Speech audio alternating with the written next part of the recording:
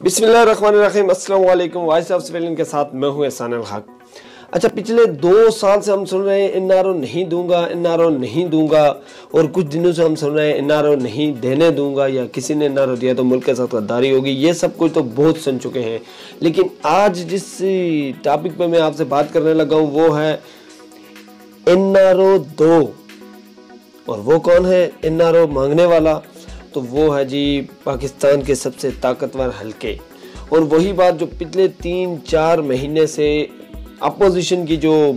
इत्तेहाद है, Pakistan democratic movement, वो जो कोशिश कर रहा था, वो जो एक जिद्दोजहद कर रहा था, तो उनकी जिद्दोजहद आखिरी मराइल की तरफ बढ़ती हुई। और आज जिस टॉपिक पे हमने तफसीली बात करनी है वो यही है कि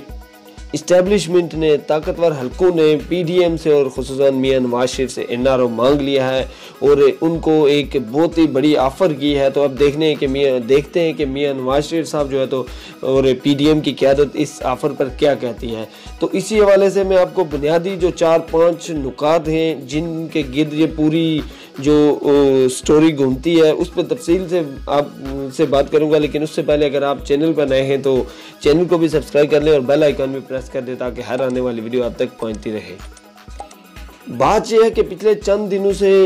लगातार ये न्यूज़ आ रही थी, बाज़ लोगों ने इस पे वीलॉग्स भी किए और सोशल मीडिया पे तो बहुत ज़्यादा ये खबर गर्दिश कर रही थी कि इस्टेब्लिशमेंट जो है वो मियां नवाज शरीफ से और पीडीएम की जो आला क़यादत है, यानी कि बड़े खिलाड़ी आसिफ अली जरदारी साहब, मौलाना फजल रहमान साहब और मियां नवाज शरीफ से रब्ते करने की कोशिश कर रही है। और इस सिलसिले में एक मुलाकात हुई थी मियां शहबाज शरीफ से जेल के अंदर, जो एक इस्टेब्लिशमेंट के जो करीबी समझे जाने वाले शख्स ने मुलाकात की। तो उसके बाद ये क्या सारियाँ बढ़ना शुरू हो गई थी और आसिफ अली जरदारी साहब की जो खामोशी थी हुकूमत की तरफ से उनके बारे में कुछ नरम रवैया ये बता रहा था कि कुछ ना कुछ बैकडोर हो रहा है। और कुछ हुकूमत जो मुतमईन थी सेनेट इलेक्शन के हवाले से और उसके अलावा जो ज़िमनी इलेक्शन है उनके हवाले से और पीडीएम की जो तहरीक है तो उसके हवाले से जो हुकूमत पिछले कुछ दिनों से जो है तो मतलब उस तरीके से, हालांकि बज़ाहिर तो वो ये दिखाने की कोशिश कर रहे हैं कि वो घबरा नहीं रहे, लेकिन बेसिकली तो वो घबरा रहे थे। लेकिन फिर भी कुछ उनको जो मुतमईन थे वो आसिफ अली जरदारी और मियां शहबाज शरीफ की जो बातें या जो उनका वो एक हवाला दे के तो कुछ न कुछ वो अपने आप को मुतमईन करने की कोशिश कर रहे थे। तो आज जो ये ख़बर ब्रेक हुई है और ख़बर ये है कि इस्टेब्लिशमेंट ने मियां नवाज शरीफ से फ़ाइनली तौर पे रब्ता करने की कोशिश की है। और इस सिलसिले में एक बहुत बड़ी पेशरफ जो हुई है, आपको पता है कि शाहिद खाकान अब्बासी साहब जो अमेरिका जा रहे हैं, अपने उनके कोई रिश्तेदार वहाँ पे बीमार हैं, भाई और बहनोई, या माफ़ कीजिएगा एग्जैक्ट जो रिश्ता है वो मैं नहीं बता सका। बहरहाल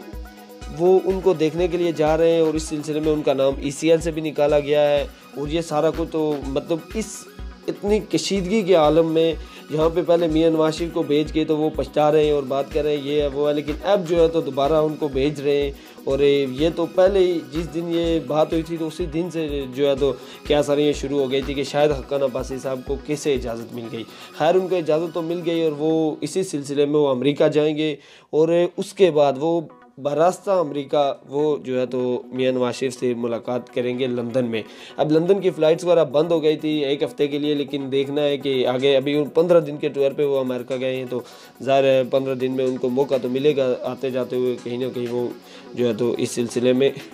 वो रब्ता करने की कोशिश करेंगे या करेंगे। ज़ाहिर है वो एक पैगाम लेकर गए हैं और उन्होंने ये पैगाम वहाँ पहुँचाना है। अब पैगाम क्या है? पैगाम ये है कि मियां नवाज शरीफ को फ़ाइनली तौर पे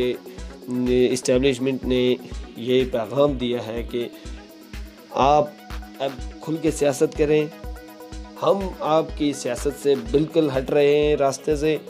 नंबर 2 ये है कि आप इमरान खान साहब के साथ लड़ें, उनके साथ जो आप मुकाबला करने चाहते हैं मुकाबला करें, जिस तरीके से करें, लेकिन जो है तो हम अब जो है इस सियासी खेल से बिल्कुल साइड पे हो रहे हैं। और ये सबसे पहला मुतालबा था PDM का कि फ़ौज को सियासत से बिल्कुल हट जाना चाहिए, यानी कि सियासत से और किसी भी जमात की पुष्ट पर नहीं खड़ा होना चाहिए। तो उन्होंने ये पहला मुतालबा तो मान लिया है। और इसके साथ साथ उन्होंने कहा कि सेनेट इलेक्शन आ रहे हैं, आप उसमें हिस्सा लें और सेनेट इलेक्शन में आप अपनी पावर के तौर पे जो है तो हिस्सा लें, और जीतते हैं हारते हैं वो आपकी मर्ज़ी है। इसके अलावा जो दूसरा चीज़ है वो ये है कि आप जो है तो अगर कौमी असम्बली में इमरान खान साहब के ख़िलाफ़ जो है तो तहरीक अदम एतमाद लाते हैं, तो हम उसमें कोई किसी किस्म की इमरान खान की हेल्प नहीं करेंगे और हम बिल्कुल साइड पे रहेंगे। और इसके अलावा जो मियां नवाज शरीफ के केसेस के हवाले से भी बात की गई है। ज़ाहिर मियां शहबाज शरीफ के केसेस हैं, आसिफ अली जरदारी साहब के केसेस हैं, और इन केसेस के हवाले से भी बात की गई है कि आप जो है तो इन केसेस में जो आपको रिलीफ वगैरह मिल सकता है अदालतों से, वो भी आपको दिलाने की कोशिश की जाएगी। लेकिन ये जो बात है बीच में पॉइंट है, ये बहुत बड़ा वीक पॉइंट है मेरे ख्याल में, और इसको ये जो पूरी PDM की जो जिद्दोजहद है वो मेरे ख्याल से इससे बहुत आगे चली गई है। ये केसेस वाला जो पॉइंट ऐसे ही बीच में आ गया है मेरे ख्याल से, तो ये ज़ाहिर बयान करना तो ज़रूरी था, लेकिन मुझे इस पे यकीन नहीं हो रहा कि ये जो क्या केसेस वाला चक्कर है ये बीच में ये शामिल होगा, क्योंकि केसेस वाली बात जो है बहुत पीछे रह गई है और अब बात बहुत आगे निकल गई है। बहरहाल इसके अलावा जो एक नेशनल डायलॉग की बात की गई है, और इस डायलॉग के हवाले से बहुत आम ये बात है कि इसमें जो है तो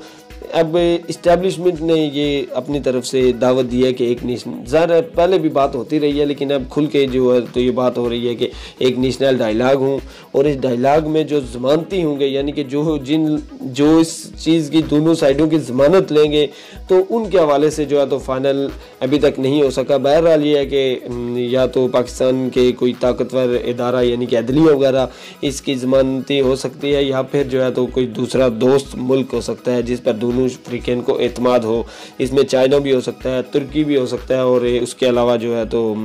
ज़ाहिर है सऊदी अरब भी हो सकता है। इस वक्त उसके साथ तल्कात गो के हुकूमत के अच्छे नहीं है। बहरहाल यह है कि पाकिस्तान में असर और सुख तो रहता है सऊदी अरब का, तो इस हवाले से कोई दोस्त मुल्क भी इसका ज़मानती हो सकता है, और नेशनल डायलॉग पर जो है तो फाइनली तौर पर बात होने जा रही है। अच्छा, सोचने की बात यह है कि इस वक्त जो इस्टेब्लिशमेंट हथियार डालने क्यों जा रही है। अब बंदा सोचे तो ज़ाहिर पावरफुल हल्के हैं और अपोजिशन गो के इस वक्त बहुत मुतहर्रिक भी है, अवाम भी उसके साथ है, लेकिन फिर भी जो है तो बहुत बड़ी तादाद जो है अवाम की वो इमरान खान साहब के भी साथ है। ज़ाहिर उनकी हुकूमत भी है, और जो है तो इमरान खान साहब भी ज़ाहिर इस्टेब्लिशमेंट के साथ है। ज़ाहिर वो तो एक दूसरे के साथ के अलावा नहीं चल सकते। तो बहरहाल जो है कि फिर भी एक सोचने की बात है कि आखिर क्यों इस्टेब्लिशमेंट जो है तो इस वक्त हथियार डाल रही है या फिर अपोजिशन की तरफ जो है वो झुक रही है। तो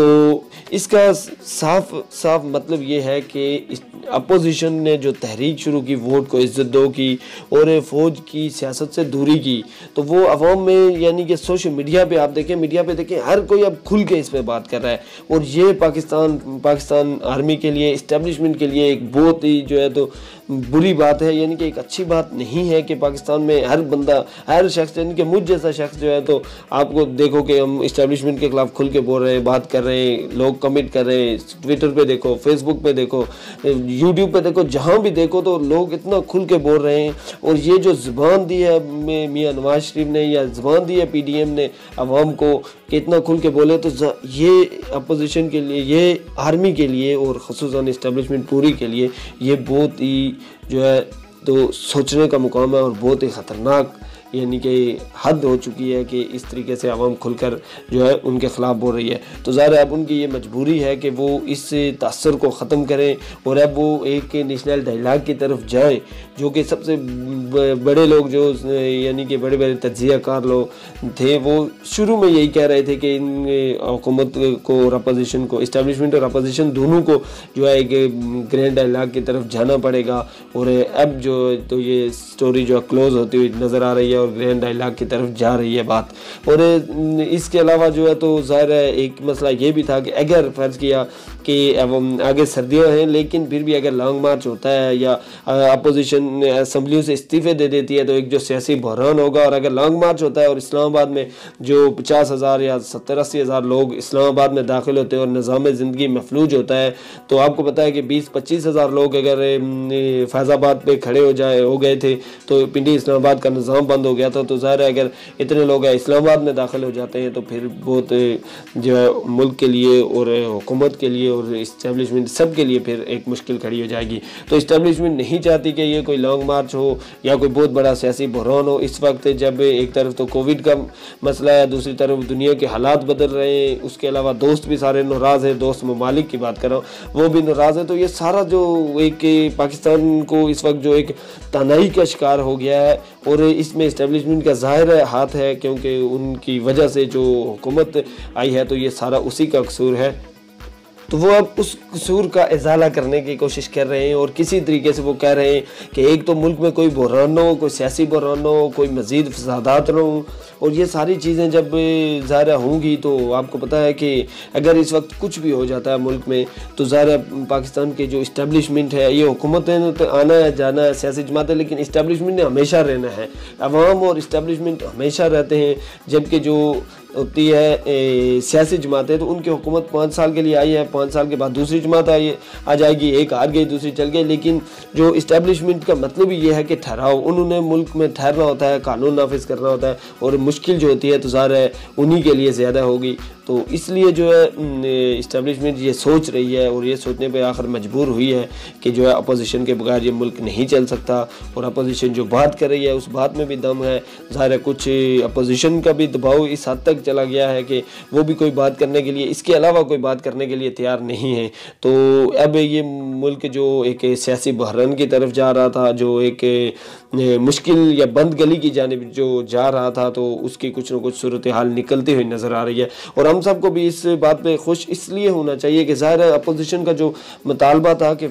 से जो है फ़ौज इलेक्शन में और इन चीज़ों में मुदाखलत न करे, फ़ौज सियासत में मुदाखलत न करे, तो अगर उनका ये मुतालबा पूरा हो जाता है, चाहे जैसे भी हो, कोई डील के तहत हो या जैसे भी हो, लेकिन अगर उनका ये मुतालबा पूरा हो जाता है और इमरान खान साहब बीच में अगर ज़ाहिर है वो तीसरे फरीक वो भी हैं तो उनकी हुकूमत भी बच जाती है, तो उनको भी खुश होना चाहिए कि अपोजिशन इस बात पे मान जाती है कि अब जो है तो हम आपस में खेलेंगे, इस्टेब्लिशमेंट साइड पे हो जाएगी। तो ज़ाहिर इमरान खान साहब के लिए मुश्किल ज़रूर होगी, ज़ाहिर वो अब इस्टेब्लिशमेंट के बगैर तो एक दिन भी नहीं चल सकते, लेकिन फिर भी